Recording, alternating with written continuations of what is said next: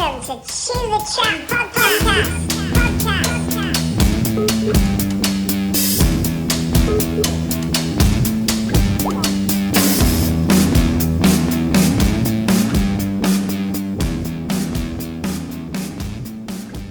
Well, welcome, boys. Dip your ghosts. Ollie, previous guest, episode 14, I think. Yeah. We did a solo. We did a bottle. In fact, there's a dreg left. You've still got some of that left? Of that Tennessee honey, yeah. So once you... Yeah. We'll finish it off. But that was a great night. Lots of fun. Yeah, I really enjoyed it, mate. We talked. We didn't even really get... We did say, didn't we? We didn't really get onto Dip Your Ghosts. We just went all over the place. To be fair, though, I think it's better that we've got Tommy here anyway to go through it. Tommy Wincott, brothers. Hey, how you doing? The other half. How are you, sir? Very well. I'm looking forward to having some whiskey. Yeah. The Prisky. The whiskey. Has he explained why it's called whiskey? Because the men. Because Lucy drinks real whiskey, and I drink honey whiskey, and she just said that's pussy whiskey, so I called it whiskey. It's whiskey. Not the best. You know what I mean? You probably had to be there. I was there. I remember the first part of it. The second half got a bit blurry. Yeah. But it is easy to drink. Yeah. Very easy to drink, isn't it? Very enjoyable. So we'll have to have one. Yeah, we will do. When we get halfway down this bad boy, we'll be fucking pulling the ceiling down. So, you're here today. We're going to talk Dip Your Ghosts today. Music, hidden by sound, and everything that you've been up to, because things have been bubbling and building, haven't they? Yeah, for sure, yeah. And we're going to do a little exclusive as well, which I'm looking forward to. I'm looking forward to that, yeah. You've got the exclusive first time shown video for HBS 7. Nice. 6. There you go, lot.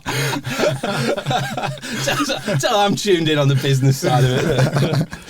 So how's it been then? Have you managed to use this lockdown time, the pandemic, the fucking, this whole situation to really put some time into making music, or have you made the music and is it now about sort of setting up how you get it out there and, those roads to market? The initial part before lockdown, we was flying, I reckon. Like, we was proper getting in the zone, looking to put nights on, looking to take the label to the next level. Initially, it did go like, when it first kicked in, everything got a bit disjointed and a bit difficult. But I feel like we've started to pull it back together now. We've done a bit of a rebrand on the label, got some real good professional artwork done for all of the releases. The website's looking a lot sharper, got some the YouTube channels coming on and stuff. So yeah, there was an initial hump with lockdown, but now I feel like we're starting to pick it back up again. I think the idea was always to supplement the label with a live part of that, and the We Are Robots thing that we were trying to set up and even working with yourself on. Yeah. That was going to be a big part of pushing the sound forward, because it's really difficult to break through the noise. Do you know what I mean? Like, loads of labels out there, loads of music. And I think you've got to separate yourself slightly. And our whole idea was to build the label, build the sound, and then put it out there, maybe go on tour, go around the country with the We Are Robots, which supplements the sound of Hidden by Sound, So that was the idea, but obviously lockdown put a spanner in the works. Yeah, didn't it just? And I think you're bang right as well. I think that internet thing, the whole saturation of everything and stuff's good as well. It's not just like everyone's got a door in, like the stuff is really good as well. And as we did talk about, putting a night on and kind of making the label, the tunes, the artists holistic and something physical. Yeah. Something where we can go and, like, it's not just a thumbnail or an idea or a comments fucking feed. Like, actually go to the thing and it's real and it feels visceral and like you're part of something. And that seems to, not just for you guys with, We Are Robots and that idea and that trajectory, but like that feeling's like in the air, fucking everything now, isn't it? I think what as well, like, rather than just take it and go, oh well, that's that, then it didn't work out. We've sort of still trying to create the label as a good platform and put all the other things in place, because obviously we will want to go when the clubs open back up. We will want to go live. That's still a big part of what we want to do. But we kind of want to make the label a really good, solid platform for if we get other artists on. They can look at it and go, they've got Spotify playlists, they've got the podcast, they've got, they'll treat our music with the respect it deserves, and that's kind of what we want to do. We're still building the platform. We want it to be a good platform for creative music. And you mentioned the podcast there, which I've really enjoyed. Real smooth. Just you're treating it as like just a guided mix, and you're obviously furnishing it with the stuff that you guys are putting out, and artists you're working with. Cherry Juice I really like as well. Some cool stuff. Are you excited by because obviously we go back a long, long way, and you boys have been making music since day dot, and we covered it a bit, Ollie, didn't we? As Tommy's one of your bigger brothers, as is Danny, and you were out their bedroom door waiting for them to go out so you could go in. How have you found it, in this lockdown, as you've just mentioned, like putting all those other pieces in place? Do you get as much from that, or before were you just doing the music and kind of, not too fussed with the whole kind of labels and putting stuff together? And how are you finding that transition? I think the main thing for me when I'm looking at the label is it's kind of like this is an outlet for me to just make the music that I want to make. And along that sort of way of doing that is getting other artists as well to be able to make the music they want to make. Don't want it to be sort of pigeonholed with genres and just being a label where it's like, this is the specific sound, you need to meet this criteria. Yeah. We can't. The criteria is it's got to be good, and if we're feeling it, we'll put it out. We don't want any restraints on that, and we kind of want to build sort of an in-house thing that we can just then get artists on and they can put music straight away with no messing around. I think after Lost Souls. Yes, Powerful Lost Souls. Powerful Lost Souls, which was an amazing experience, do you know what I mean? Yeah. But we put everything into that, like a second job.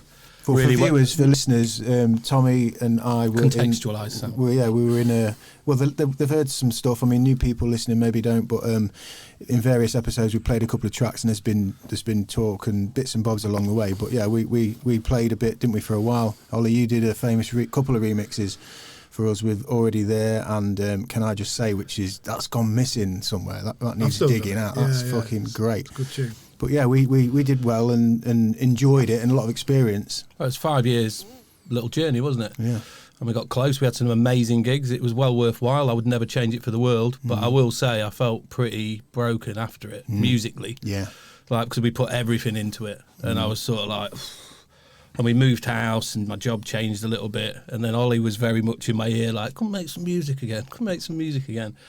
And I slowly started building the studio up and we was thinking about what we was going to do. And I think we was very initially set, weren't we, on let's make tracks for putting out, put them to labels or get a publishing deal, something very specific like that. But then we started realising that you've got to tailor then what you're doing to whichever label you're going towards, or the publisher, what they're interested in. So all of a sudden it becomes very, not forced, but business-like. Yeah. And for me, Lost Souls became quite business-like for the right reasons. We had a great product and we wanted to give it its best shot at trying to get signed or get that deal, the record deal. Yeah, well, we came close. We were in Universal Music and we R&S, who obviously a lot of people tuning into this probably are aware of R&S and Renat and Sabine's work. It was close, but I think that's a big part of why we pulled the plug. It's like, fuck me. It drains you though, and you sort of, it's like that all the way, like hi, and then just boom. Yeah. And I think sort of Ollie just sort of slowly pulled me out of it, and then that was the start about 4 years ago, just 4 or 5 years ago, making tunes, collaborating with people as well was a big part of the project. Yeah. I think a lot of it as well was the no restrictions on sound was like, I think what's brought you back when it was like, we can make anything, let's just make anything. And that's what I'm interested in. I'm very eclectic. I like all sorts of stuff. I'm a massive Radiohead fan. I like, I wish I could make music like as complex as them, but I'm into all sorts of stuff, where electronica, dance music, straight up 4/4, house music, whatever, drum and bass, everything. I think that was big part of it for me, was not be restricted and just explore. That's become the ethos of the label, really. Yeah, man. It is just like anything goes. That's where I was segueing. Was it? Well, I was sort of segueing into the fact that is sort of why we ended up going, let's just do the label then. Well, because then we can just control it ourselves, release what we want, we set the rules. We're not having to adhere to anybody at all. But what I found cool about it, obviously being privy as we're brothers, listening to stuff and demos and versions of things across the time, kind of non-connected as well, is that as you have started to put stuff out, and as the tracks are so eclectic, what I really respect and love, and that's come across to me, is that your style is there. Do you know what I mean? Like whether it's The Void, which I fucking love, that's my favourite thing that you boys have been doing. That just every time I hear it, it just feels like it's always been there. But then you've got tracks where you just, like you say, it's a wide open field. It's weird you say that, because people have said that before. When I used to make drum and bass, I remember Double O, an old friend of ours who does Rupture down in London and stuff. He always used to say, "You can always tell it's your track and that, but when you make it yourself, I can't hear that." You think everything's just The problem we've got at the minute is when we're making tracks and we're thinking, right, we need to send this out, hopefully get some people to play it. We don't know who to send it to. We're like, they don't play this. We don't even know the genre of the tunes we're making off the I have no idea. I did like a presentation to my students showing them the stuff that we were doing, and I was like, I have no idea what this is. Can anybody tell me? Same with the video that we're going to see. Like, it's like, what is it? I don't know. But if we enjoy making it, the big, really important thing is to enjoy yourself in the studio, express yourself, see where the journey takes you with making that track. Some of them are a chore. They're a bit like an iteration. We've done them before ourselves, you know, where it starts off as one thing, and if you listen to the original and the final one, there could be all over the place. But the main thing for us was just to enjoy making music, and the label is an extension of us enjoying making music.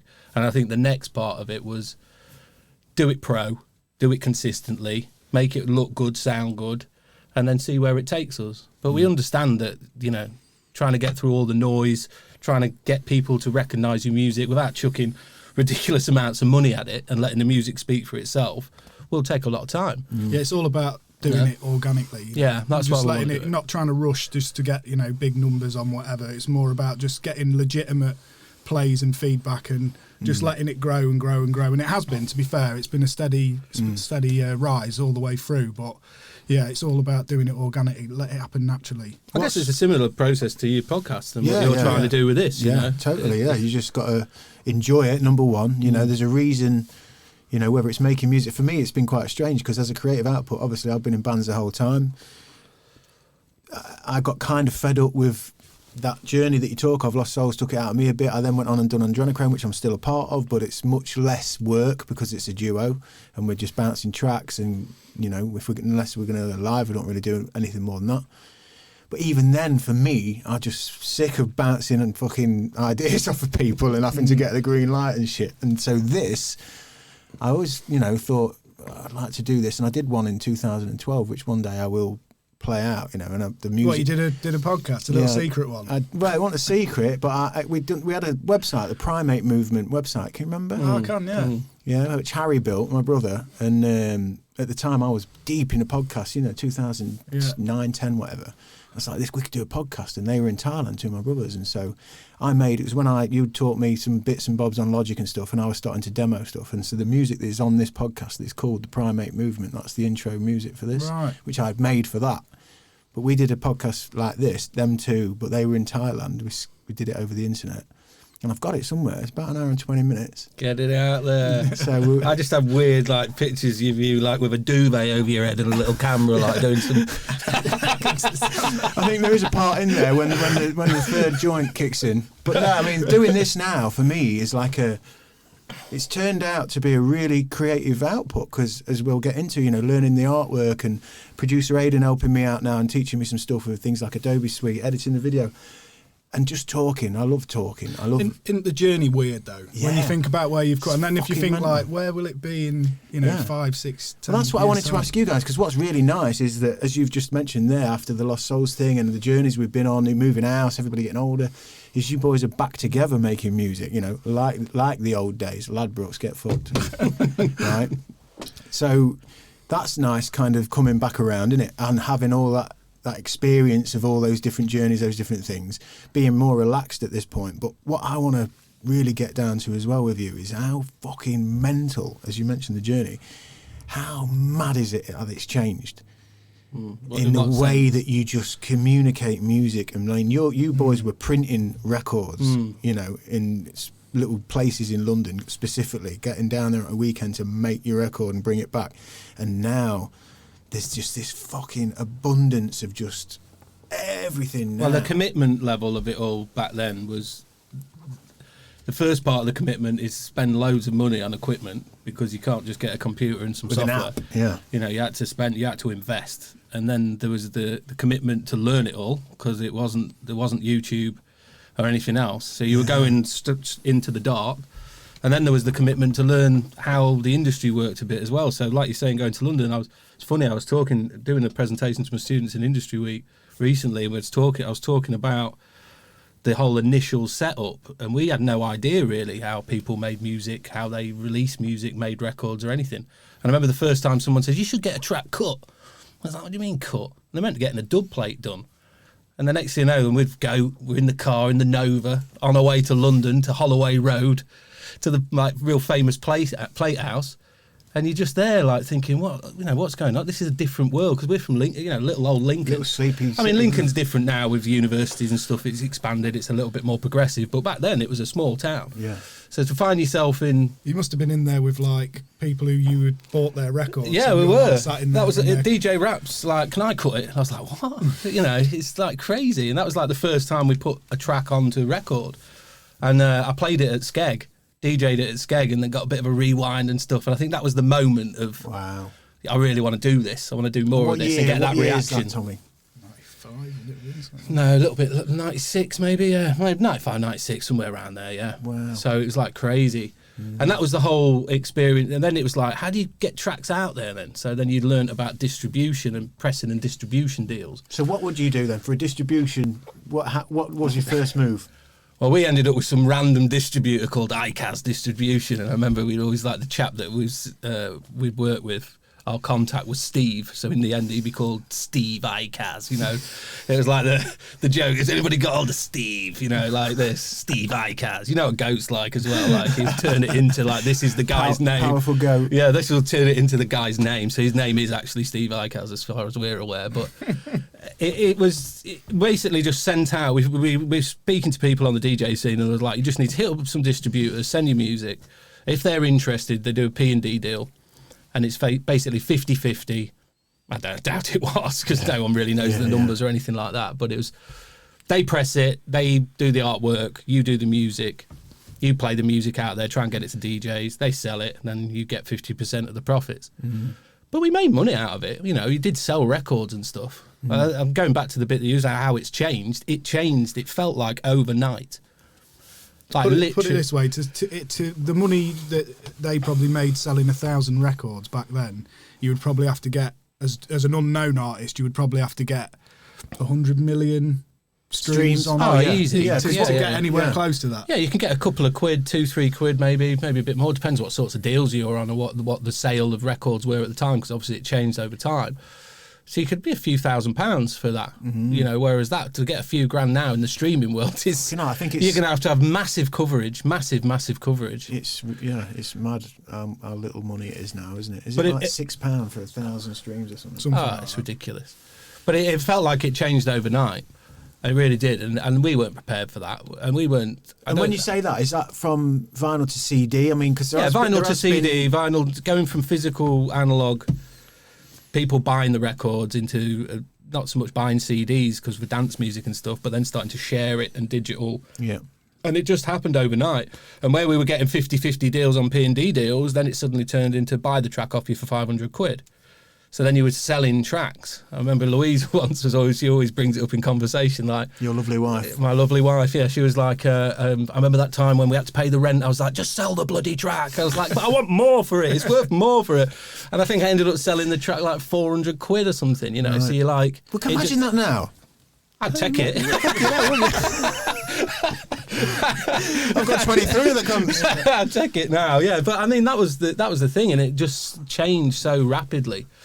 And I think what happened as well was when vinyl died, it wasn't just the fact that vinyl died, it was there's a whole community of people who used to go to record shops, and you'd be in the record shop all week listening through the tunes and stuff, meeting new people, deciding or probably going to the raves at the weekend. All of that has pretty much died with this digital scene, because everybody's like homebound now. They don't have to go out into a store and meet. And that's before communicate. And we get to the time of life we're in now as well. I mean, there's the one positive that I'm trying to hang on to. I'm a positive guy. Yes. I'm a positive guy. Powerful. I'm trying to look at the positive part of what's better about putting music out now. Obviously, financially, it's just a joke. That's not even close. But I think one positive thing about putting something out now over putting something out then was that it was sold in record shops. Record shops only had limited space. Yeah. So they'd get all their batching of new tunes or whatever. DJs and that would go in there, go, cool, that's that. If you didn't sell your track or whatever, it'd slowly get pushed to the back and it'd be in a bargain bin and it's gone. Whereas now is if we put, like with Hidden by Sound, we can put all this music out over a year, 2 years. If it builds and starts to get real traction, all of that catalogue is available to people immediately.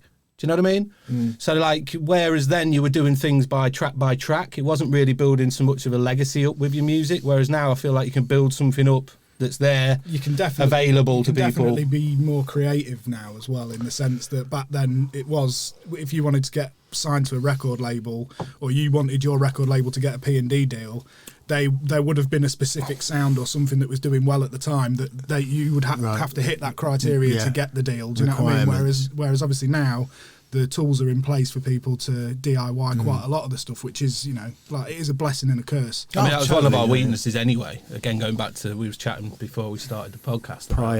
Staying on business, keeping things like business-like rather than partying or, staying focused. And musically, we were never that focused. Danny and me, that's my older brother. We used to just make all sorts of random stuff. We got Tune of the Month once in, what was the magazine? Eternity magazine. Tune of the Month. Wow. It was on Hard Leaders, a decent label, got some good money out of it, did really well. And then the next time we just made a tune totally different. It's like, but like when I was DJing, people like, I'm trying to think, like Andy C's and stuff like that, where if you went in a record shop and you saw that, you knew what you was getting every time. Yeah. Dillinger was a big favourite of mine, old drum and bass producer. Right.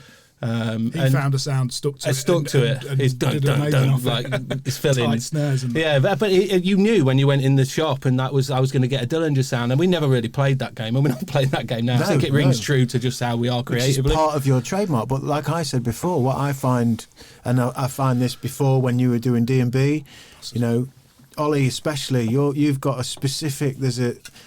I feel like, and I might be wrong, I might be judging the wrong part of the track, but I always feel like your little drum edits, there's certain bits you do, there's little stutters and like second guesses and fucking curveballs that I just feel like are you. Do you know what I mean? And they've been there throughout the years, whether that's, like I said, in some of those remixes, or I can hear them in some of these tracks. And what's happening with Dippy Ghost for my money is like there's like a smoothness, there's a real kind of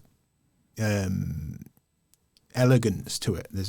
And whether it's a slightly harder track or a deeper track, or for instance what we're going to play later, in the single, like that there's I don't know, and all of them have that smoothness, and that there's an integrity to them that I think is really cool. I really like it. And when I've come on when I've been camping a lot this fucking pandemic year, been camping a lot and having my player on, do you know what I mean, and just throwing tracks up, and like at first thinking, when a track comes, you think, and then it's fucking the lads. I think we are a lot more picky. We're a little bit more prolific, I think, in terms of the amount of music we make, but there's a shit ton of it on the cutting room floor. That is just there, project after project. We use a thing called Splice, which people don't know. It's really cool. Splice.com, where you can have an account and you can both be big up John. There's links in the house, but say like I'm making a track on Ableton, I put it up onto Spice, then Ollie can download it from Spice, do stuff to it, and it'll naturally update the file. Oh wow. So then I can load it back in Ableton, and it's the newer version that Ollie's worked on. So as long as you're using the same plugins and everything, it's pretty seamless from one house to the next. And in our Splice folder anyway, which is a great place as well to store the music, look after it, because it's stored in the cloud. So if we do creep back in there every now and again, don't we, to see which one we can and then use pull some tracks back out, but the list is just ridiculous. So like when everybody's hearing these tracks, think, God, these guys smash it every time with this. There's loads but that's why what makes it so good as well, isn't it? That stuff that is making it out. What are you on now? 7 in it. So I said. No, we're going to grab a beer. I think we're on 8 with the 2 free tracks that we've done. Personally, that's why I said 7, Ollie. Bail me out there. Bail me out. You said a drink, Ollie? I've got one, mate. I'm all right. Cheers. Yeah, well, it's going well, and like I say, the sound, and for me, again, because I'm privy to you boys, like that journey from pressing records to now and everything in between, and to listen to the sound, it's cool. I love the maturity of it as well. I think that because the D&B used to go hard, you boys, hard and dark, but you can feel that though. Do you know what I mean? That dark is still. Sorry, I have to get closer to the mic. Dark is still a thing, I think, that we'll always do. It's in the blood. We sometimes we've made some stuff that I think is actually pretty cool, and Ollie does now and again, and then we'll be like, we start to convince ourselves it's just not dog enough. It's too nice. Too many people might like it, you know. This track with Sam's not dark, though, is it? It's fairly dark though. Atmospheric, maybe. And It's a bit still of fairly motor dark. Well, but that's what I guess I'm getting What do you at think, is, Sam? Is that it's not a bit like emo. It's a bit emo, is it? You're there, I'm here. Yeah. Yeah. Still fairly dark, We're going to but- play exclusively for people today, and yeah, it's a good example of how I feel about it. That for me, that edginess, that slight, you know, it'll never give you what you quite anticipate next. Do you know what I mean?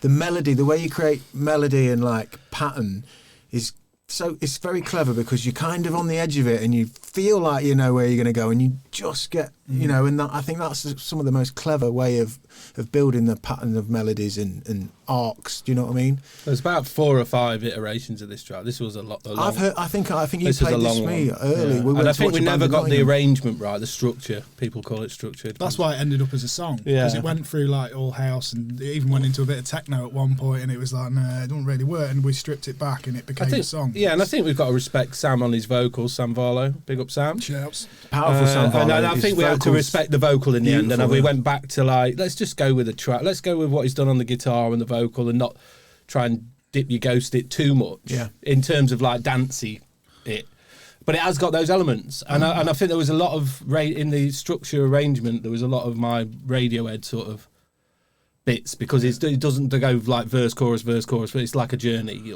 It'll just go. We used to do it with Lost Souls a little bit. Yeah. You start off and you build up and it sort of finishes and it's like, that's cool. Where did that just take me? Yeah. We were vibing a lot of James Blake and stuff as well when we were getting into like writing the song initially. So it always had that sort of song structure, but with a quirky sort of electronica edge to it. And Sam's vocal as well. He's in that league of just Can I get my vape, Hayden, please? such a clean and rangeful voice. Yeah. And Yeah, you want to hear how high he can get when he does his Barry Gibb. Yeah, we've got a Barry Gibb thing that goes on in the studio a lot, which is funny. He can go, sometimes he doesn't hold back if he wants to. Do you want me to try an octave higher? Oh, God. Let's get a harmony in there, and then he'll mess it up, and then he'll be like, Barry. Like, we do like the Saturday Night Live Barry Gibb thing. Like, it's, well, you know, and you can feel his words come through as well. You know, like he's not just a vocalist. Let's put it like that. You know, he's a good lyricist. Very good. You know, and means it because you can't not mean it when you're doing what he's doing, and his voice is. Yeah, I mean, he's got that. Classic isn't the right word, but he's got that familiar, soulful ability to sing. Yeah. Do you know what I mean? And I think when we started Dip Your Ghosts, collaboration was like at the forefront of what we wanted to do because we've got loads of talented mates and everything, and it was all about let's get people in the studio who do, you know, whether that be a keyboard player or a singer or anything, a guitarist, and see where that takes the track. Obviously, while it's just me and Tom, we've got, you know, we'll work a lot of the time we're working on dance music. That's pretty much it, you know. But then when we call people in every now and again, we'll probably work on a song, and it might be. But that's I've done some secret singing, like, but. Yeah, well, you're not adverse to a vocal, mate. You used to sing live in Lost Souls, didn't you? Yeah, but he's right. And, you know, we've got all the ways. What we're capable of to do well between the two of us is obviously its own thing. And then what we can do when we collaborate takes it in. That's the joy of it. I've always loved to collaborate. And knowing where to collaborate this day and age, as we'd said pre-podcast, you know, with the ability of the internet now and artworks and applications and everything's streamlined and it is much easier now. You haven't got to be a diploma, you know, holding graphic designer or, you know, master degree in fucking whatever the mad software is. There is ways that we can do stuff now. So it's knowing how to delegate and when, isn't it? Because you're having to do a lot of work to make this thing, because we have got the freedom of like, wow, YouTube channel, Spotify channel, you know, all of your artwork, all of your videos, little glitchy memes and bits and things to make things travel on the internet, hashtags of whatever it is you're doing, you know, like knowing how to delegate is, and I think if you can knock up as much of that yourself you can, it also kind of, and you're enjoying it of course, it also solidifies the I'm not going to say the word that fucking people say now, brand, content, all that bollocks. The feeling of your expression, do you know what I mean? Like when you're doing that as well, and then you're just doing you're doing your working with other people, when it is the music, the artists, people bringing that other stuff in, do you know what I mean? Yeah, I think the brand thing is a weird one because you sort of need it, but you don't want it to be too restrictive. You know, we don't want the brand to then just all of a sudden that is all you've got. We mentioned it earlier about, you know, just make the same tracks all the time because it's easy for people to grab what you're doing.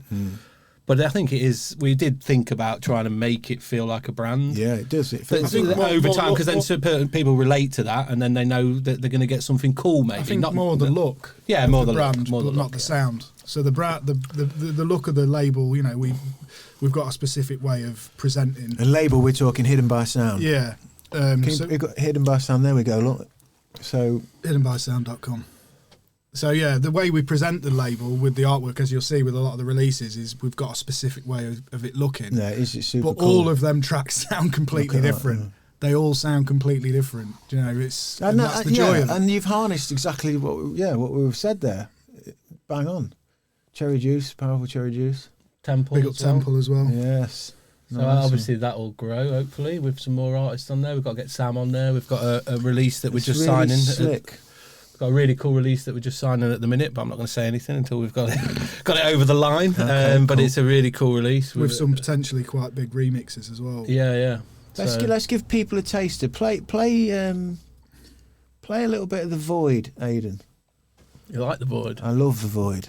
And that for me personifies kind of like, I think I picked that out because it does personify like my feeling about Dip Your Ghost and Hidden Well, by Sound. it's the roots of it is very much in the the drum and bass. Yeah, sort it's, of the thing, but darkness is there, man. I'm in the void, for God's sake. This is one that Ollie started and that I finished, and then there's another one coming out soon called Evil Bob.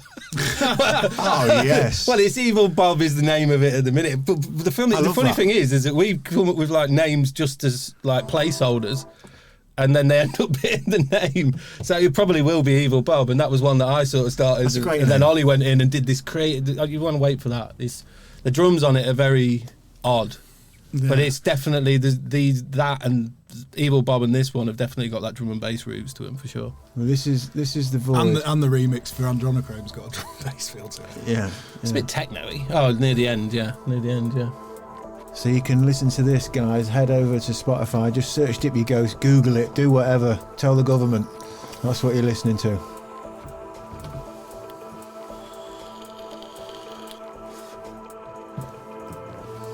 I mean, this is cinematic. This is a film. This is opening scenes in a fucking.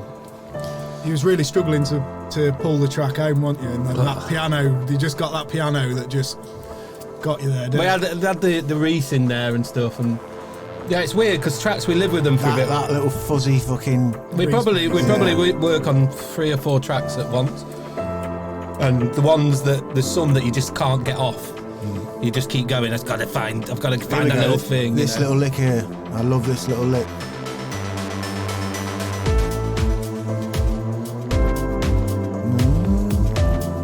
Modulations. Yeah, it's dark little number. It's just a little rolling dark. It's dark, but that piano it's just a little delicate reminder that your mum loves you.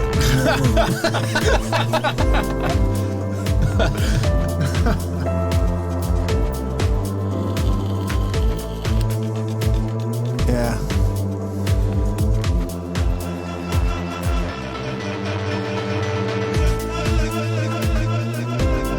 You know, you don't get copyright strikes, mate. Yeah, we've been putting a thing in. We've you got know, but- consent.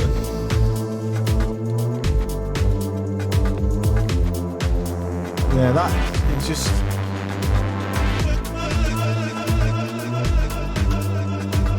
So again, it's like if you go through all the different tracks and then get to this, again, the eclecticness of it is. I mean, the first release of this like hip hop 100 BPMs, Yeah, we're going. like a What the faded Nice days. one, eh? faded days. That's Yeah, cool. it's like a hip hop 100 BPMs, and then you're going up to sort of 115, 120. I think we've definitely tempo's a big thing now, though. I don't think we'll stretch back into 170. 170s and stuff. We're a bit slower ourselves now, aren't we? Well, I've got to be able to keep my turkey We laugh, neck going. but you know that what I is a mean? big part of it, isn't it? Do you know what I mean? Like the energy changes, the elasticity in the skin, the fucking you know. Well, the thing was as well, like when you and Tommy were talking earlier about Lost Souls, when Tommy, because we were doing Secret Society before Lost Souls. That's right. And we were running, what was it, New World Audio, wasn't it? Yeah, New World Audio. We'd done Digilab, yeah. And then when he joined Lost Souls, I obviously branched out and started doing stuff by myself. Is that Atma and... Yeah, doing the Atma stuff, doing... which we'll link all this in because it's all good stuff. I mean, I did a track with Atma, didn't we? Yeah, and which got to #1 on the Juno chart. It did, #1 on the Juno chart. Powerful Atma featuring Sam Souls. But the reason why I didn't carry on with that is because I was kind of just... I wasn't really into it, you know, where it was like I felt like I should be making it, but it's like I'm not really feeling it. And it's like I had people asking me for music, and I had some fairly sizable labels as well floating around and sort of asking about me and stuff, but I just wasn't vibing it. And it just coincided that at that time was when we was listening to a lot of James Blake and a lot of Burial and a lot of like different sort of bonobo and things like that, where it was like this organic sort of electronica sound. And I was leaning into that more, and I did the remix for you guys, which was very much in that vein.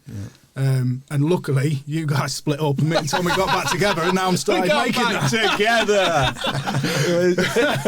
But the journey, that's what's beautiful it's funny, about though, the journey. just going on that, I remember saying to him, what do you reckon? Because we were like committed to Secret Society at the time, and he's like, no, I think Souls can blow up, you've got to go for it. But when you do get there, got to make sure we get remixes and blah blah blah. And he was all behind it and that because you know at the time it was a journey worth taking because it had something, didn't it? Well, some of the meetings you were going to was definitely saying there was something potential and the vibe that we were getting from people. You know, there was a lot of a lot of energy for it. Yeah, so it's cool. But what a credit to you two as brothers. You know, it's not easy being siblings. You know, and to be in a duo where you're working together and you're trying to strive for something and then something does strike out, it's a credit to you in that moment to be like, fucking grab it, man. Because that energy bounces back. That's karmic. That's why what you're doing right now sounds as good as it is because there's that truth is in it. Do you know what I mean? For me, I thought that at the time, and we've chatted about that, and like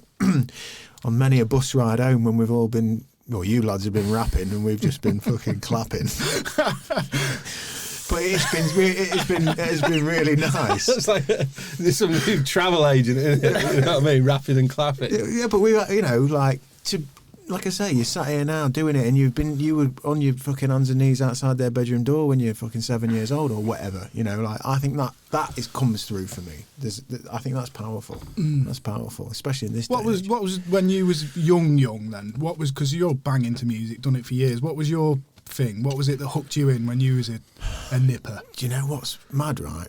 My kids have gone fucking wacko jacko mad in the last 6 weeks, right? So he had a thing for kids, though, didn't he? Yeah. Well, this is the politic that we're going to get over, right? So just jokes, people. Jokes. Normally, normally, it's me who's like forcing the road a bit with the music with the kids and stuff. Like, I'm going to listen to this, and I'm like timing stuff like ready for the whatever it is next. Pink Floyd.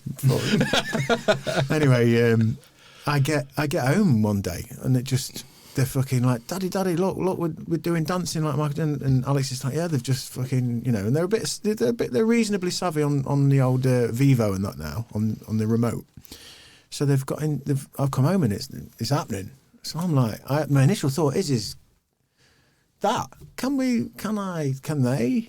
Is this all right? I did think that. I thought, my kids are like, because what I do with my kids with music is I teach them everything about who it is, why they did it, what that song's about, as much as I know. So you had to have that talk about him? Not yet. If you're just playing the Dave Chappelle skit on it, well, just YouTube Dave Chappelle, Michael Jackson, show them that, and then play the track. Let's have a look, Aidan. We'll have a quick look. I think it's from the Killing Me Softly live show. But it's weird because I've watched him. Sorry, Michael, but you're gonna jack off another kid, mate. They're dancing. They're doing their thing, and then I start remembering how fucking amazing Michael Jackson was. Mate, me and Lucy, Halloween just went, we had Thriller on and that, the full thing. It's weird as you say that.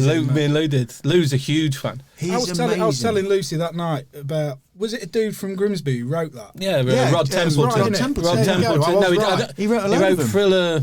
He wrote a few of his big ones. I'm feeling like it's Billie Jean. or Beat It. He definitely did Thriller though. He definitely did Aidan Thriller. will- Did a oh, few. we'll- Yeah, we'll find it's from that out, but- Cleethorpes. That's right, yeah. Yeah. Rod Templeton, Rod yeah. Templeton. And obviously Quincy was there for the first part. Imagine the bloody PRS on that. Jesus. Yeah. Jesus Christ, yeah. But Yeah. like I say, watching him coming back to what, for me, Michael Jackson is weird because we came across a photo of me at my boys are 6 and 5, Yeah, and look, I'm Cleethorpes. about 5. Go on. Rod Templeton, yeah. Yeah, Thriller, Off the Wall, Rock With You. Oh, has he passed? God bless. Yeah, Rest man. in peace, Rod. I mean, that's some serious stuff, isn't it? Jesus Christ. Rock with you. Yeah. Big songs.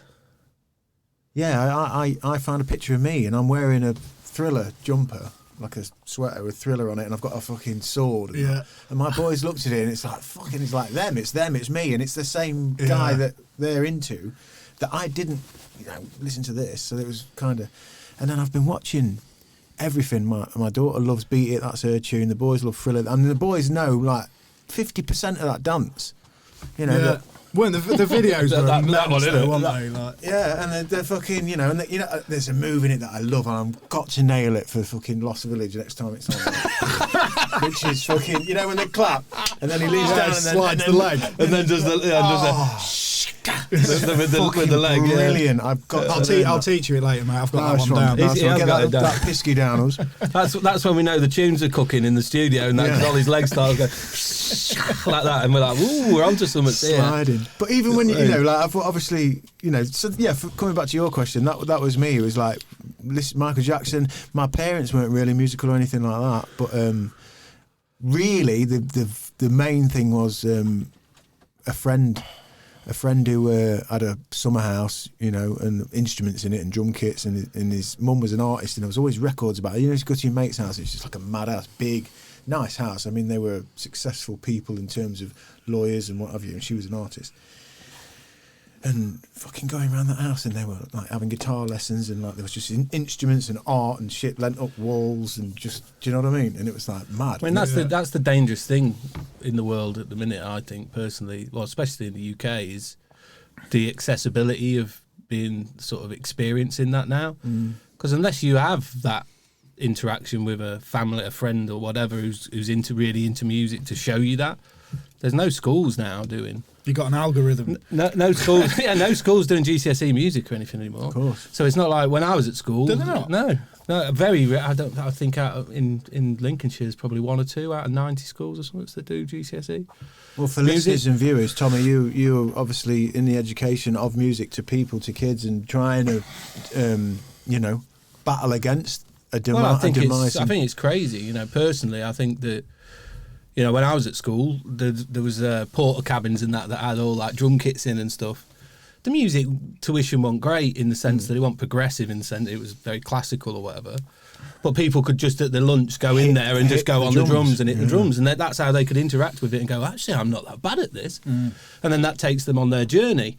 But now it's all literally pretty much, because schools aren't going to do it, is people that or interactions with family, friends, things like that, which is pretty sad, really. Well, that was the thing for me, because I wasn't, I enjoyed listening to music, like I say, but it was just like, I guess, everybody else. But then going to his house, and they were having lessons, and this was in 1990, I want to say probably around 4 or 5, maybe 5, 6, somewhere there. And Oasis had landed, and I was a footballing lad, like. I was going to say, you weren't playing the drums at lunch, were you? We were doing. I was a bit more naughty, And, playing the recorder. Yeah, I mean, and at the time, like I spoke to Slipmatt. I don't know at the point at which when this goes out, but Slipmatt, we did an episode and chatting to Slipmatt about when I was a kid, and I'd all, literally, I told him Michael Jackson posters and Guns N' Roses and all them people came off my walls, and fucking just kinetic, helter skelter, dreamscape, pleasure dome, fucking went on, and I even graffitied my ceiling, and that was happening. But then when Oasis landed, and I was at my friend's house, and he had the instruments, and they could play a bit, and it's like, we'll play Wonderwall. And it's like, fucking what? And I was so you had a little dance in sort of wanting to be into like rave music and stuff before you got into... Oh, yeah. Right. Oh, totally, I yeah. know that. Yeah.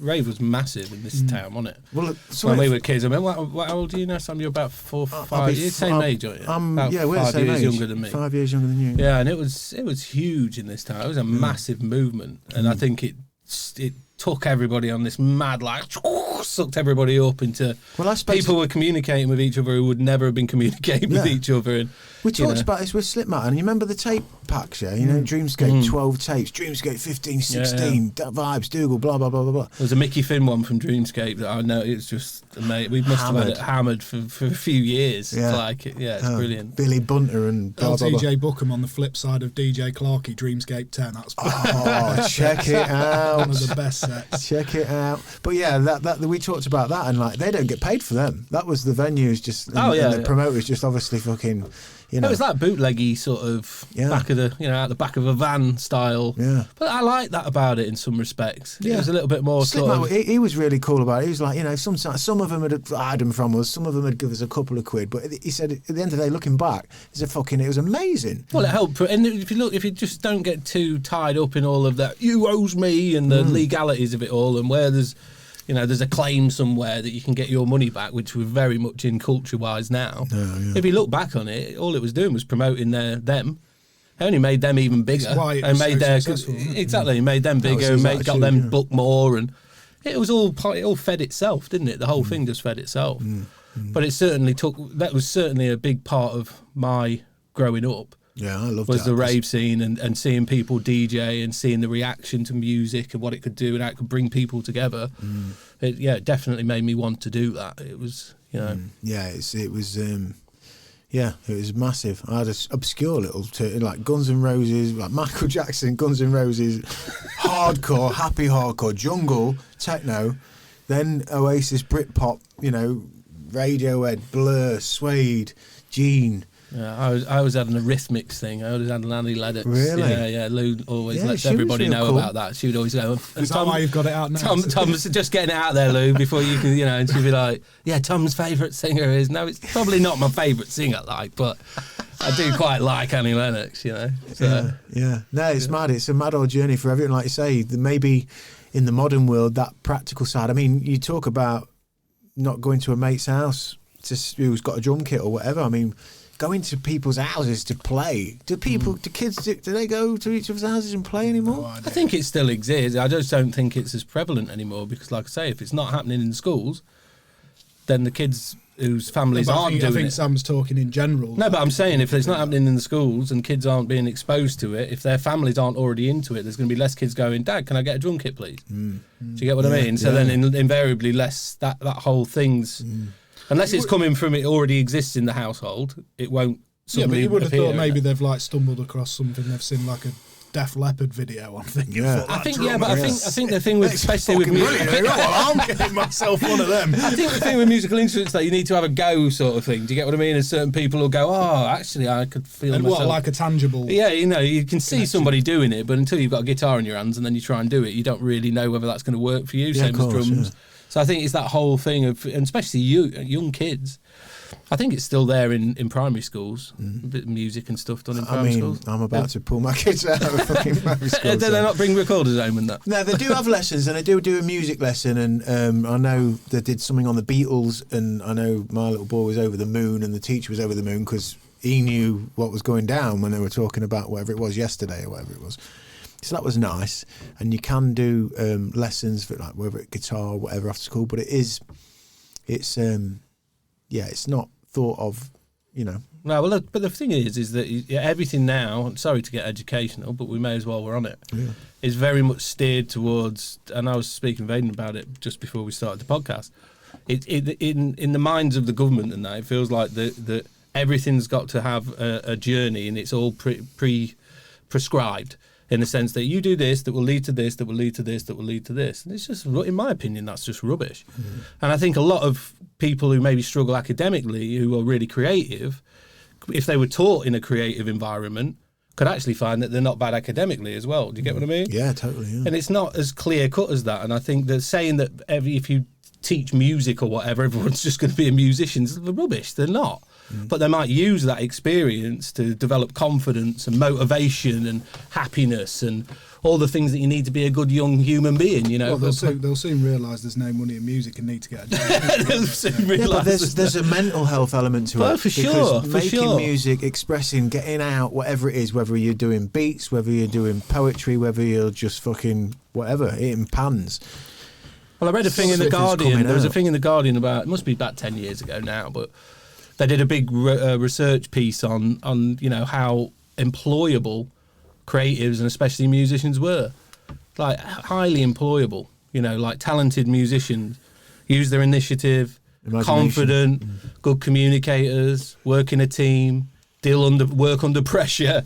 So all the things that come, especially from a performing musician, do you know what I mean? And it's like, well, so you think because they've developed all those skills, the only thing that they can do now is be a performing musician. And that's the madness, I think, of education nowadays. It's not as prescribed as that. Make people enjoy what they do. Make them do it to the best of their ability. Make them sounds a bit rough, but encourage them to do it to the best of their provide ability. the ability, yeah. And whatever it is that they do could lead to something else because they'll have the confidence. Then I can take that on as well. I can take that on. It's just about engagement, isn't it? And I think music's an amazing engager. You know, it can bring people together. Without a doubt. You get the little rough rascal kid sort of, you know, likes his tunes or whatever, and then starts making some beats. Like, and all of a sudden, oh, this is cool. I'm making some beats. So is it likely that, you know, is it something you thought about with, obviously a lot of students go through your hands, Tommy. Is there ever... That sounds a bit weird, mate. Is there, yeah. It does actually. Where's Wacko Jacko when you need him? Hey, you didn't make sure that bit gets cut, will you? Yeah, Jeez, but Jesus. you see a lot of talent, mate, don't you?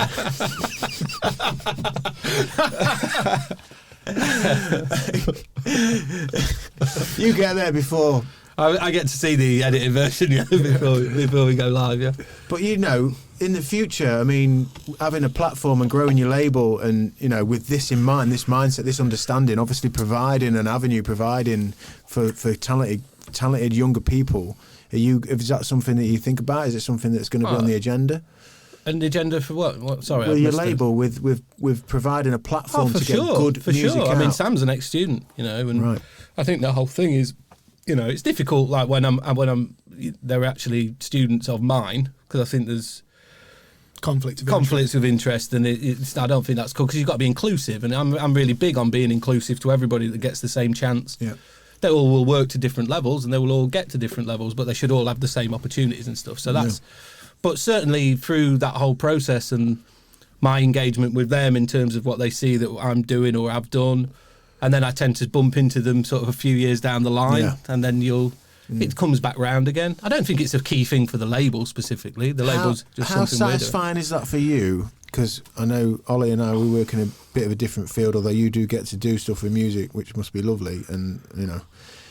But to bump into a kid or a young person, you know, 3 or 4 years after you've had an effect in their life and they're seeking out something creative or they're actually applying those skills, that must be really rewarding. That must be a lovely thing. I think it's, as a teacher, I don't so much teach anymore, it's more management, but as a teacher, I think the best thing that you could do is get the most struggling, lowest level, but the most struggling student in your group and get them somewhere.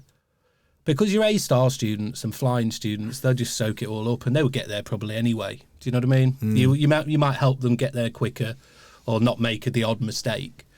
But I think a lot of teachers make the mistake of just homing into them because it's easy. Looks good on them. Well, it's easy. You know, it's easy for them to communicate to them because they're already at a level and that. But Do you not think as well, like if you go for like the person who's struggling the most or the person that looks so far from achieving what they're in there to do, and then getting them to do it will actually pick up some of the other people around as well. Like, you know, maybe somebody who might have been, you know, middle might go, wow, looking at that achievement. Oh, for sure. I mean, there is definitely a hive mind or collective sort of, you know, the way that teaching works, or if they're together for a year or 2 years, certainly the group will infect the group.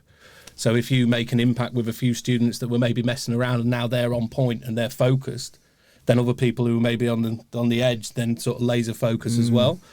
But I just think, I'm just going back to your point, on a personal level, for me, it was very much about it's not even whether or not are they suddenly making tunes or, you know, Colin, who we're just chatting to about doing a remix, was one of my first students, and he does Houseworks, and Houseworks is a huge project for him where he's had real success and, you know, been in Ibiza for years. I was going to say, yeah. You know, that's some decent level stuff, and that's great. You know, pat ourselves on the back. We were the ones that helped him. Yeah, and we definitely gave him a leg up into that.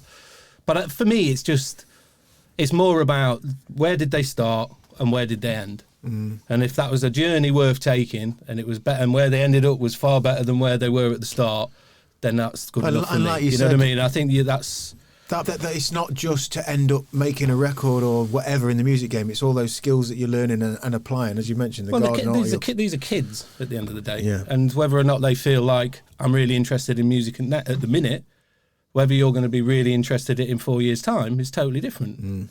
The growth between a 16-year-old and 20 is huge. Massive, yeah. So, you know, for me, it's about a progression.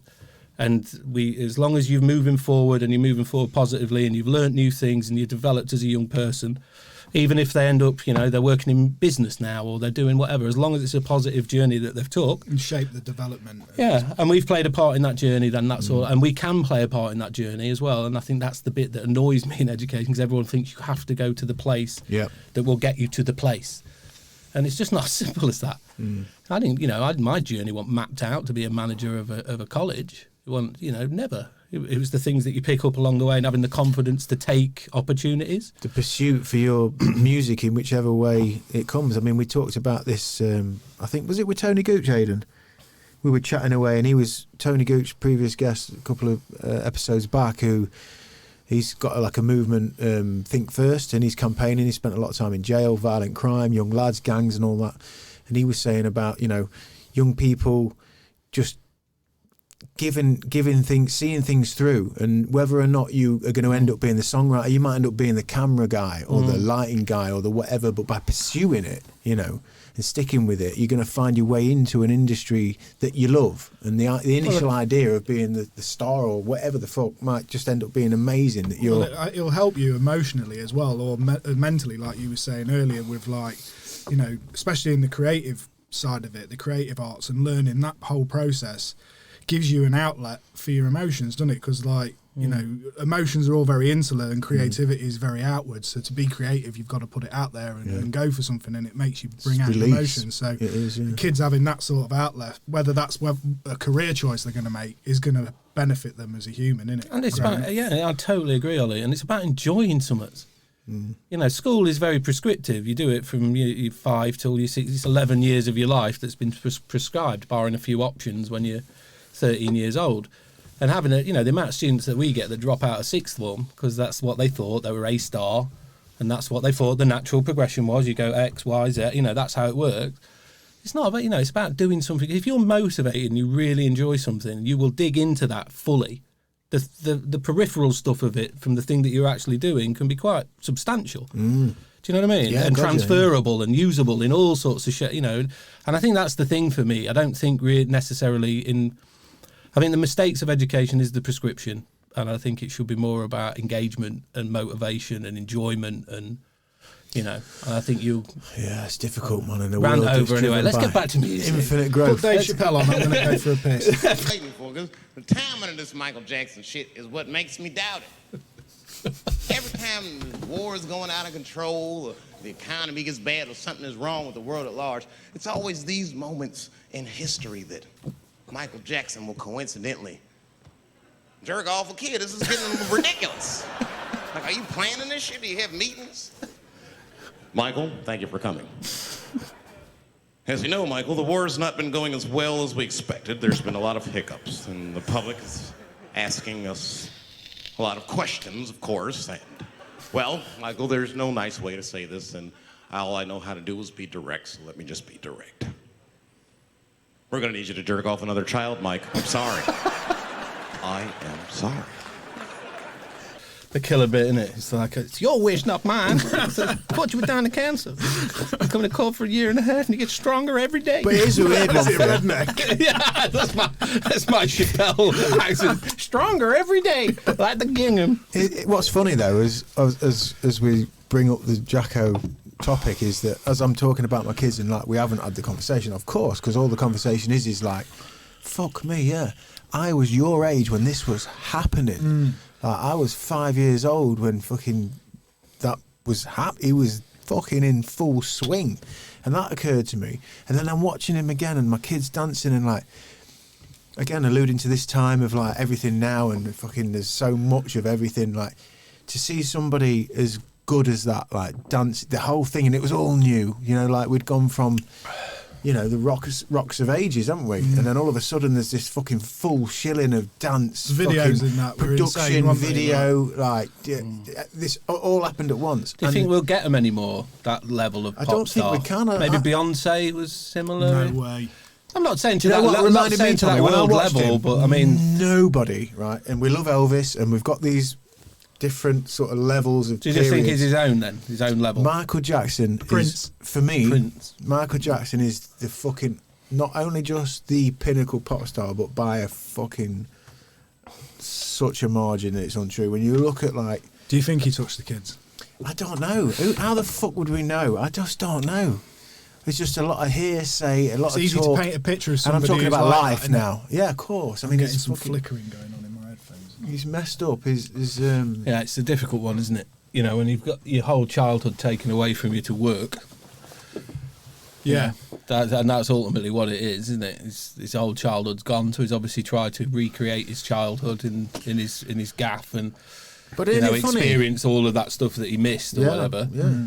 You know, and imagine the manipulators around you as well. You know, if you think to like famous people at the time as well, like Tyson's and stuff like that. They were all being When they've sort got of- the right people around them, like the Gus Mark, what's his name? Gus D'Amato. Gus D'Amato. Yeah, so he's got obviously when that's gone, then all of a sudden his thing's gone. You know what I mean? Yeah. I'm not sure who that was for Michael Jackson or whatever, but you can just sort of just admit.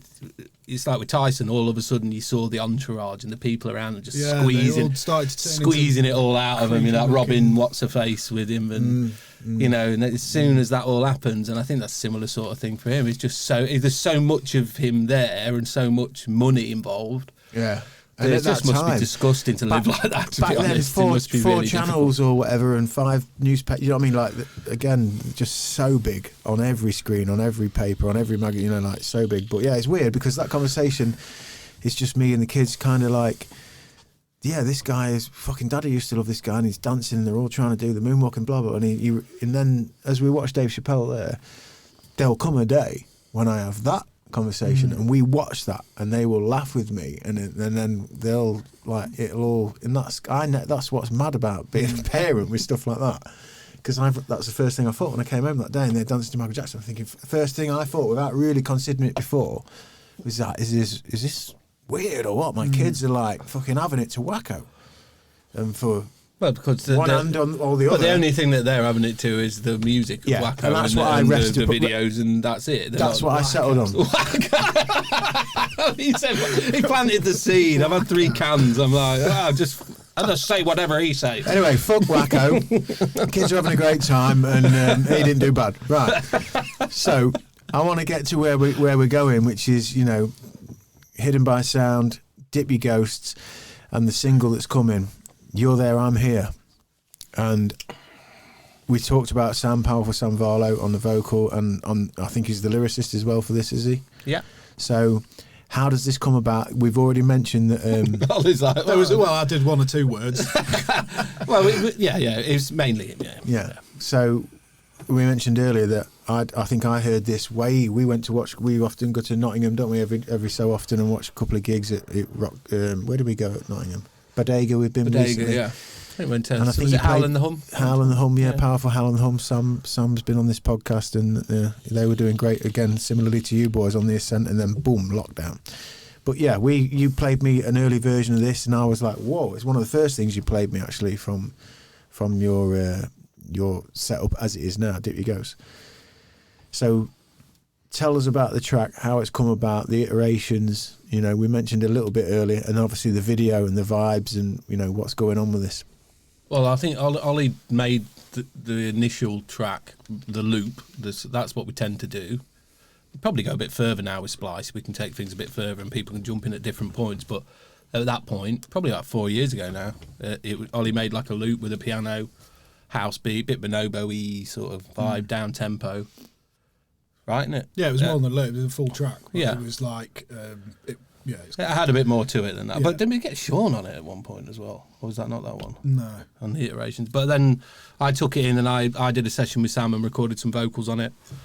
And then Ollie was into it, and then we tried to make it work. Well, before we go too far, so when you say you did a session with Sam, you did vocals, like how did you just give him free range? Did you just say, what do you think to that? Put something on that? Or did he come in? Did you bounce ideas? Sam works best coming in the studio, to be fair. Yeah. I've sent him a few bits. We work best just vibing in the studio. He's a bit like you. He's got like a little load of lyrics and ideas, you know, little poems, little things that he might use at some point. But yeah, he vibes. He likes vibing in the studio and recording and seeing if we're vibing, and it's just a better, more natural way to work. And I think the main sort of at the end of my tether and those sorts of lines that were done initially, and we didn't really know where to go with it. I think we tried to make it into a bit of more of a sort of organic, bit of a house track. So what would you say then, for people listening and watching, in terms of the lyrical tone of the track? What you know? I'm not sure. I mean, Sam. I think there is some meaning there, but we've not really had the proper conversation with Sam about what that's. So I've had fleeting conversations, but I think there is some meaning there to do with his mum and stuff. His mum passed at the time. I mean, his mum passed at the time, and I don't he's know such a fully powerful lad. what I they mean, are he sang at his mum's funeral and stuff. What a powerful dude, you know what I mean? Bringing that together. You know, to hold that and on. a young mother as well, and sort of sudden and stuff. And, you know, full respect to the guy. And, you know, it was a really difficult situation. But I think he's used the music and his passion for music to help him work through that. What sort of happened as well with the track regarding that was we got to a point where we reiterated it to the point where it was non-recognisable and not really what we was initially feeling. It had gone into this different realm and it really wasn't vibing us. I ended up bumping into Sam on a night out and we was talking about it, and I was saying, and he was explaining to me then about the lyrics and stuff, and it was and I was kind of thinking, you know, we should reboot it, we should have another go. And it was when I'd moved in, when I'd got Machine, and I got the initial piano sample back up and did a reboot of the beat, took it back down into its initial sort of R&B sort of tempo and made it a bit more of a song again, and that's when it rebooted to the second iteration. So it's sort of like a future-y R&B style sort of smooth sound. man. It's very, very I mean, that's the sort of smooth idea with it, and I think there's definitely elements on the vocal. I mean, we'd have to ask Sam, to be fair. I mean, it's not an area I want to dig into with somebody, but I think that the timing of it when it was done, if you listen to the lyrics, I think there's definitely some personal, emotional stuff there for Sam, which is beautiful. It's beautiful, you know. It's listeners, or viewers, when they hear it, you know, they make their own mind up. But that's interesting because, as I mentioned before, that sound that you guys are getting and Sam's slotting in with that, like I said, that kind of just classic, just pitched vocal. Well, it's funny as well because when we brought him into the studio and when we asked him to come in and do some vocals for us, you know, we were bringing him into our world, we were bringing him into what we do, and by the end of it we was fully in his world, you know, we was in what he does, and we was which was wicked, which was good because we was outside of our comfort zone making music. But I think that's the mistake we made, isn't it? That's the mistake we made by trying to home it into ours. Yeah, and I think but when we accepted, look, we're in this world, this is what we're making. You take your flavour there. Exactly. Yeah. So it was. Because Sam, we should say, Sam's an artist in his own right. Who's successful. You know, he's got very bluesy rock, sort of soulful, talented guy. Yeah, very talented guitar, bass, and you know, so when you picked it for a single, and this one you've gone, you know, for a full video with it as well. Did you have any kind of grand idea for video and stuff, or any kind of visual, or what? It's funny because we've got a couple of tracks. We've got another one with Sam as well that's going to be coming out in the future, and we weren't sure which way round to go, and we thought for whatever reason, more rhyme than judgment, whatever rhyme than reason, whatever that saying is. We decided to go with this one first. We're good friends with Foo at Dog and Rabbit. He was doing a bit of stuff on with videos for us, some branding, some artwork, and so on. We did some green screen, so we did our own DIY green screen Just before the lockdown, got the green screen up, and Just all I was told with green screen is try and make sure there's no shadows. That was it. So just get lights in there. We just kind of, in our mind, was thinking as long as we've got a visual aspect that can go along with the track. We weren't thinking fully fledged video. And to be fair, it isn't a fully fledged music video. Still, it's kind of like abstract piece that goes like you with mentioned the music. about We were going to artwork DIY before. it. We were going to DIY the video, fully DIY, weren't we? Yeah. We were just going to like get green screen, key him out. Glad we didn't. It would have literally just been some roads in the background, like and some sheep would have come across. But what you've ended up with for me, and I'm aware of Foo's work as well, and stylistically with the branding of Hidden by Sound, with all the artworks that, as you say, the music's all over, but the artwork, the feel is very consistent, and it's got that kind of I don't know. There's a future chic to it. It's kind of very slick and now, but just a bit further in front. I like you've got like people will see the logos anyway, but the video kind of picks up on that. Yeah, brings pretty it much out. everything with the label and the video pretty much revolve around that logo. That's kind of what we That's want. the brand thing. That's the visual brand. That logo. So there's different reiterations of that. Hidden by Sound. Yeah.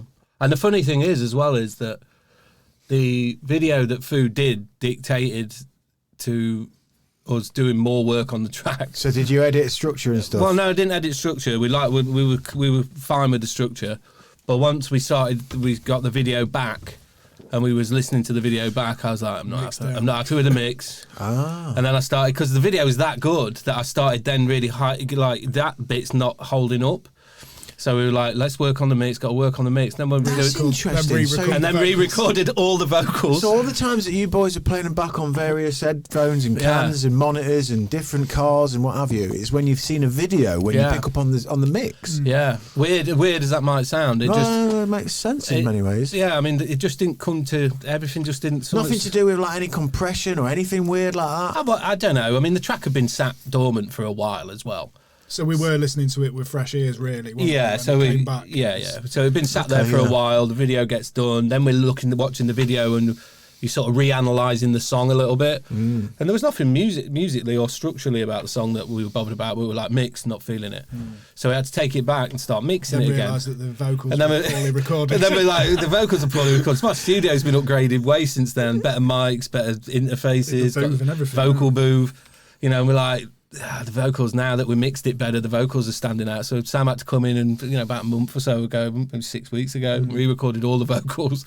So we did all the vocals again, probably about 4 or 5 passes on the mix to get it where we wanted it to be. It's a difficult one to mix as well, because there is that drum and bassy element in there with the sub. And the sub bass is just sort of current through it. And initially it was quite loud, and because we're used to mixing bass loud, and it was like, and Ollie, and I was like to Ollie, I've just got to take it down. It's not really, it's a song, and and that's like Ollie alluded to earlier. It was about, this track was definitely about us embracing the best of Sam, and his track and the way he does things, and then us sort of Dip Your Ghost working around that. Rather than us saying, okay, that's cool what you've done, and now we're going to dip your ghost it. It's funny, isn't it? Because there's like a 4-year... The track started 4 years ago in Ableton, went over to Studio One, then went into Logic, and now it's back in Ableton again.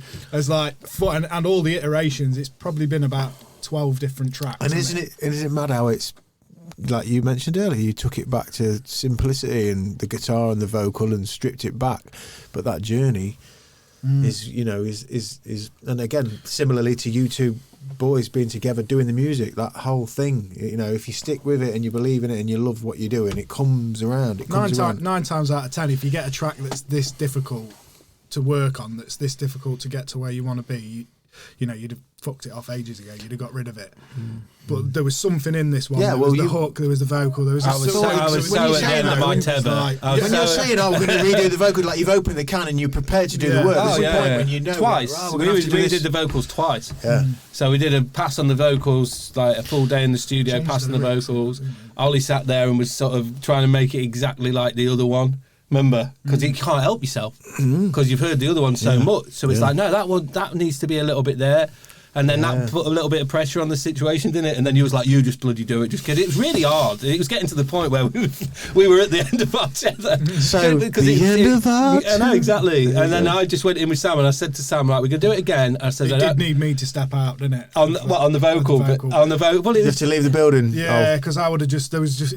It's difficult. It is really difficult. But I just made a little thing in my head. I was like, just if it don't matter if it's not exactly the same, but the pacing's got to be the same because we've got a video made already. Yeah. So we can't have it all over the place. I said, but if you just. Energy wise, yeah, and we ended up changing the chorus. Changed quite a lot, not in the sense of what he says and the length of how, but the way he moves the notes, the way he sings. The way he sings it is quite a lot different on the chorus. And I was worried. I was like, I sent it over to Ollie. I was like, please, Ollie, don't go. Yeah, but the chorus is not the same as before because it's really hard when you've heard something so long and that is what you think. Especially when you've got 1 foot in change and 1 foot in like you know, again, it's like an analogy. To of be life. honest, when I heard the chorus with fresh ears, I was like, that's so much better. Yeah, it's like it's gone from there to there. Like, well, I think we need to work towards putting people out of the misery at this point, don't we? Oh, okay. So, what's the release date? Where can people go, and when will they go there for this track? just all your general outlets. Fucking Google it, mate. Just fucking Google it. Yeah, 4th of December. Friday, 4th of the December. Yeah. You know, the Christmas month. Yeah, Apple Music, Beatport, Juno, Apple Music, usual stuff. Spotify, Apple Music. I mean, what I would like people to do is just click through our website. Yeah, Hidden by Sound. hiddenbysound.com. Click through. You'll see We'll link all this in at the bottom. All the tracks are there as tiles. It's really easy. Click on one of the tracks. You can watch the video on YouTube, and then it'll have a link where you can go to any of your favourite platforms and either stream the track, download the track, whatever. Yeah. But enjoy it, yeah? Yeah. So this is then Hidden by Sound, the label, Dip Your Ghost, the artist, Sam Varlow featured. You're there, I'm here.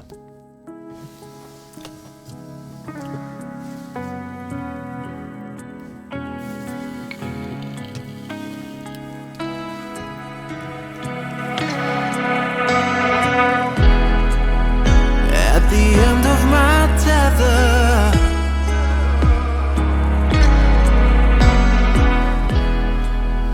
on the tip of my tongue,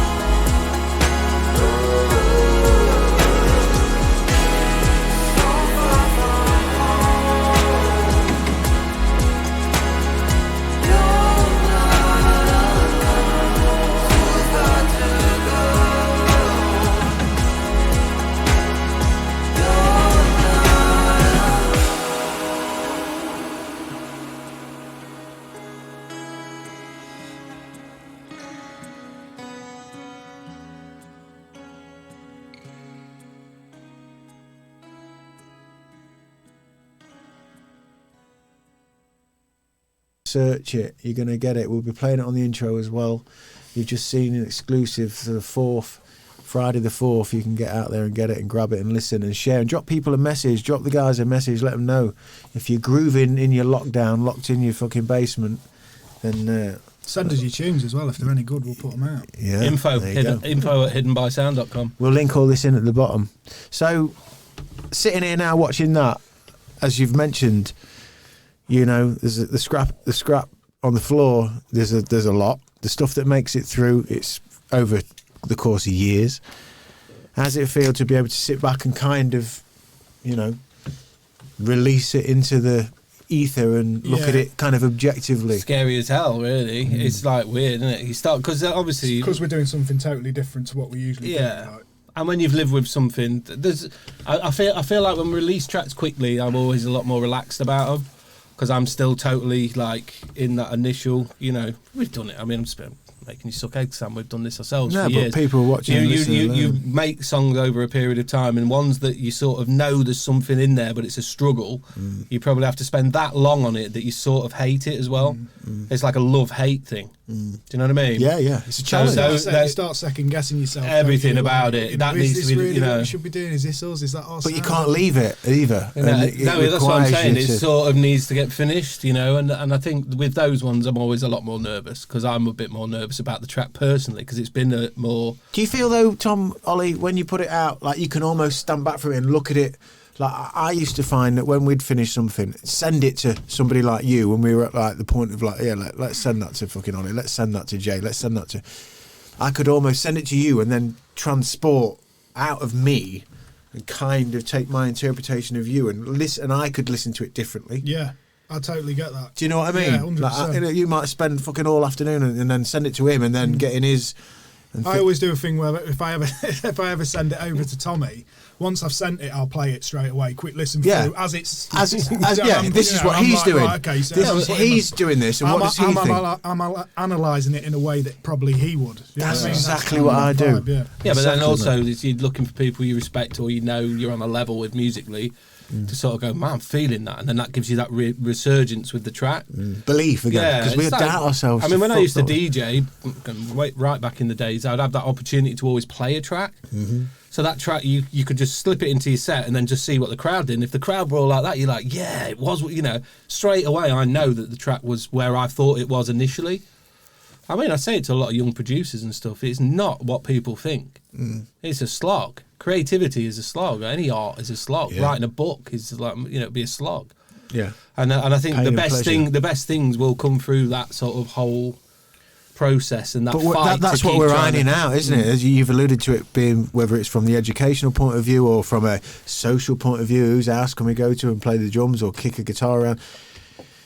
That whole, for me, and listeners are probably fucking sick of it, but like, each conversation I have, whatever angle we're coming in at, with guests, with my personal chat with my wife or brothers like you away from microphones, I'm just so aware at the minute of that you just put eloquently, like the earning it, sticking with it, believing it, going through the pain barrier to get to the pleasure barrier, to just fucking have ownership of something and commitment of something. We're fucking losing that. Well, I think you everywhere we mentioned look. it earlier, and I didn't jump in and say, but I was thinking when you said it, it's like you've got to see things through. And I think one of the reasons why people wanted to work with me, like from doing my stuff into sort of Swampfoot, and I did some other side projects, the Lost Souls or whatever. And Longosto, And- the previous guest, yeah. and the reason me and Ollie like to work with each other is because we know we will try and see it through.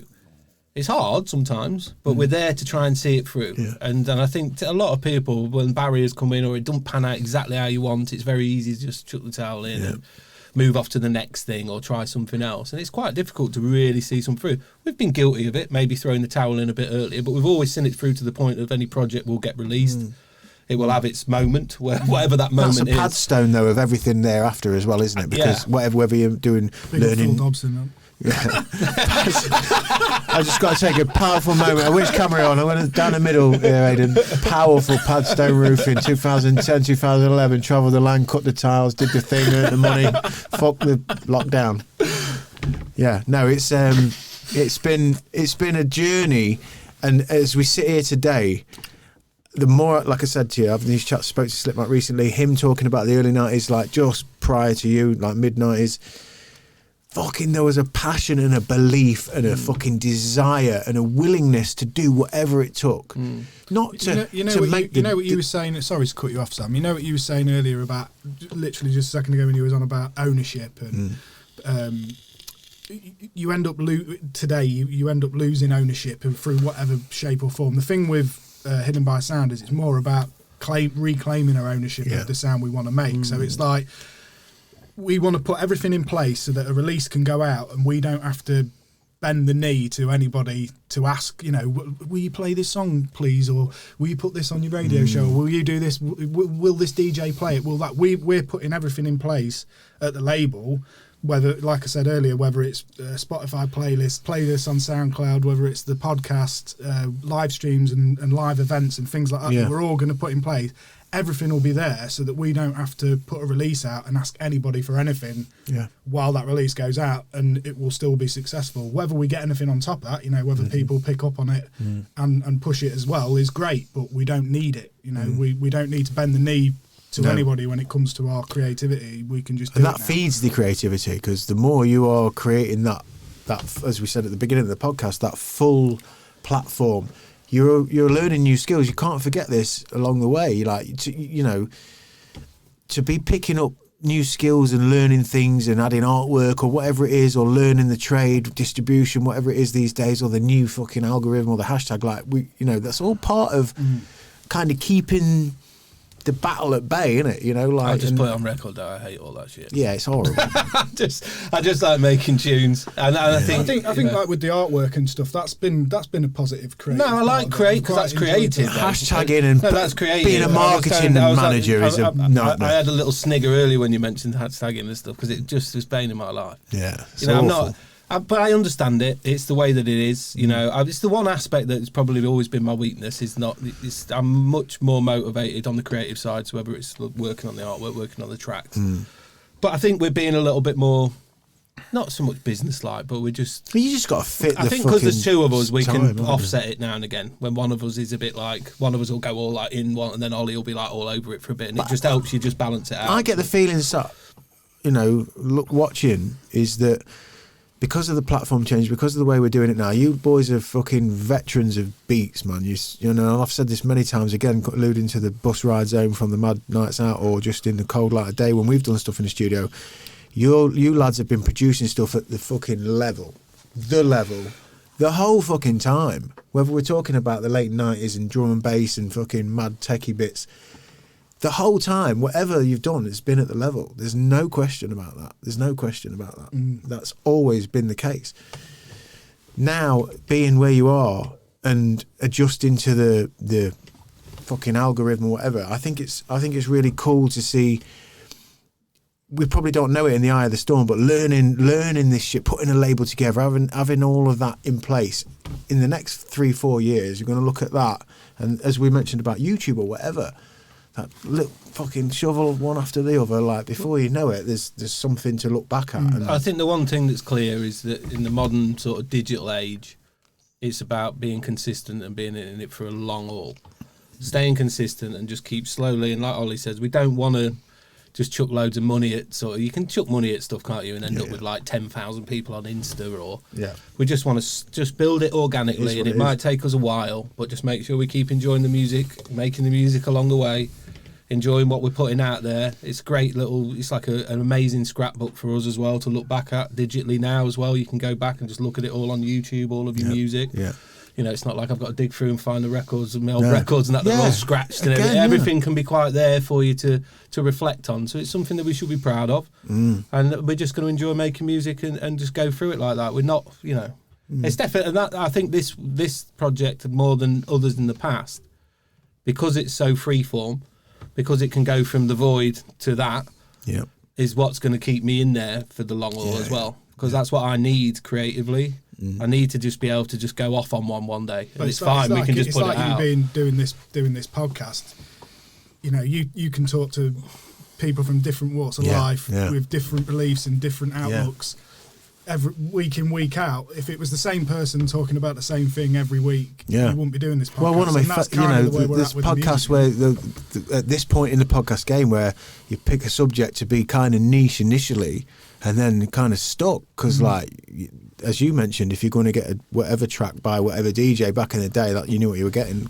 Some podcasts, of course, have done that. I'm a crime podcaster, or we're a relationship podcast. You're kind of like limited. That's what I do love. So similarly, that open canvas is really important, isn't it? 100%. I don't, like I've just said, I don't think I'd be as committed to the project at all unless I knew that we could just switch from something like that that's very much a song to something like Void, which is very much a dark sort of electronic dance track. And as long as that's there for me musically, because I've invested a lot in my studio, Ollie's invested a lot in his studio, it's something that we're really passionate about.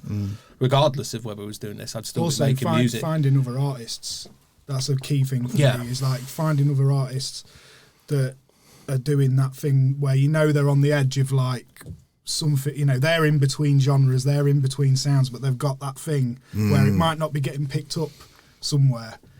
I want to pick it up, we want to create a platform that's picking that sort of stuff out. I feel like we are at the minute, with the Cherry Juice and the Temple and the stuff that we've got forthcoming with Wolf. Can I say with that? Yeah. There she goes, drop that bomb. No, it's a really, the remixes really and stuff that we've got, we're bridging out and we're bringing, very sort of across the line. I think Ollie's a lot more keen maybe than I am, but I don't. It doesn't matter. But that's beautiful. That's the balance. It doesn't matter. Exactly right. That's the balance you've got. Exactly right. But if he's very keen on the label side, I'm very much in. I want to learn more of this studio stuff. Ollie's very keen on the label side, and I am. Don't get me wrong. I'm not saying this like I'm not interested in it, but he's very much like, come on, we'll push the label. And so the good thing with that as well is that it sort of inspires you as well, because as you start bringing other people in, it's sort of. I remember with Danny back in the day, he'd make a track or whatever. I hadn't made anything for a bit, especially after a while. I mean, at first we were making 4 tracks a week or something, but he'd make some track and it was like, I'll be like, I'm not having that. Danny Stomp, your older brother, the Stomp and Weaver days. And he'd play a track that he's just made in the studio, and I'd be like, I wouldn't say it to him. You're like Lennon McCartney, right? I'm literally like, I'm not having that. I know, it's so Lennon McCartney like now. We're probably like that now subconsciously. You're like, I'm not having that. And it's straight in the studio to get, so it motivates you as well. Good, healthy, not so much even healthy competition. It's just healthy. But it's inspiration. Inspiration, yeah. Inspiration and like, belief. wow, what is that they've done? I'm going to get in the studio now. Yeah. So I think bringing more people into it and other collaborators releasing other people's music gives us good energy as well to keep making music. Definitely. And because I think all good music is based on a scene, and whether that scene is like a national scene or a world scene or it's just our label, it's just our label's little scene, or just me and Stomp and Weaver back in the day, our little scene. J-Tech or whatever, and I think all that thing is based on that, and sometimes that motivation and that inspiration, it's good. And I think you've hit the nail on the head, both of you, with to be creative, to get your thing out, to pick up your instrument, to put the cans on, to just do your thing and enjoy it. That's a key, man, more than ever now. If you got a friend with a drum kit in their house, if you got a friend who's gonna say, you do something on this track, we should pick that up and run with it, because it's good for our souls, it's good for our bones. If you think about enjoying music, you think about when we did Lost Souls from the start, the enjoyment of the first studio session. And just for the viewers out there, I was a hired man. You were, you were a producer. To record the EP and produce the EP. But the enjoyment of that process that obviously led to me being in the band and everything else, and the whole enjoyment of that to the bit when we went to Chapel and we didn't enjoy it. Remember? Yeah. And we paid to go to Chapel and we had them tracks, and for whatever reason, didn't work. And we just, that was the bit where we was like, because we didn't, did we? Do you know what I mean? Yeah, totally. And in reality, if you'd have brought Chapel back to the start of that process, imagine how much we'd have enjoyed it. Because it has to get to a point, whereas if you don't, that's probably why things will end. You said something a minute ago, all good music comes to an end, doesn't it? Listen, it's been awesome. thank you so much for your time. We're going to send everybody over to Dip Your Ghost. You Google it. Just fucking Google Dip Your Ghost, Hidden by Sound, Tudor Chat podcast. All the links are going to be in the bottom of this podcast. Powerful shout out to Sam Varlow, who couldn't be with us tonight. Vocalist, lyricist. Big up, Sam. Get him on eventually, mate. We will get him on. Big up, Sam. Big we'll up, Foo. Nice one. And this has been nice. You know, it's been. I don't know why I did like a big up. Yeah. Like a big up, boys. Yeah, you can do this. Big up. Michael Jackson, we'll leave that out there. You make your own decision. You know, that's Definitely it. check the Chappelle out. It You is got what to it check is. the Chappelle out. Well, we'll drop a bit in we're there. allowed to Leave your comments in the video as to whether you think Michael Jackson did it or not. Yes. Yeah, or whether you think Chappelle's funny or not. Do you know what I mean? But we're like, That's a no-brainer, isn't it? Geez, what sort of debate's that? what, everybody in the world? Of course they do. Oh, you'd be surprised. Thank you to Powerful Aidan. Thank you Thanks, Aidan. for everybody sticking around with us and having fun while we've had a few scoops and what have you. Take care, everybody. Peace.